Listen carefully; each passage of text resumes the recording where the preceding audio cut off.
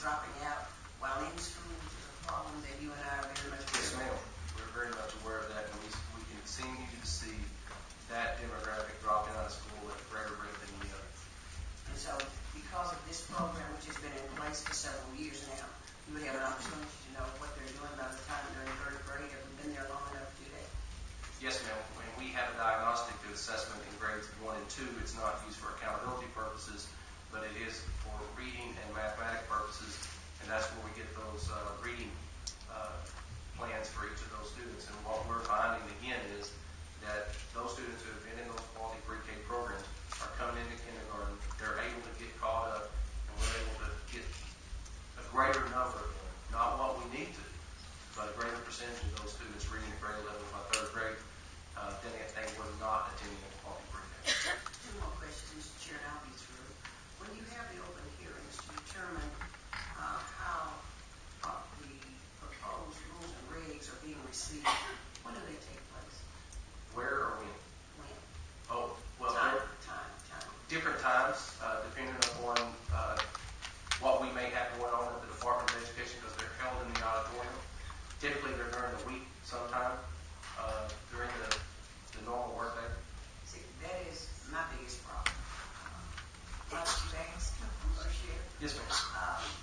I have noticed that too many rules and regs hearings are held in the daytime at the place, at the state capitol, not where people are.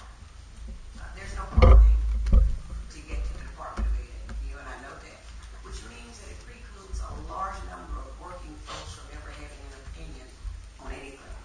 And so I'm not just talking about you, I'm talking about DHS, I'm talking about others that have meetings at 1 o'clock in the afternoon.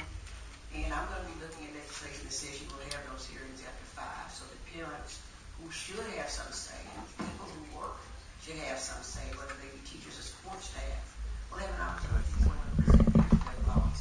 And I just think that it's something we have to look at. We really want to know what people are thinking about those things that are being proposed. Let's do it at a time when it's convenient for the public.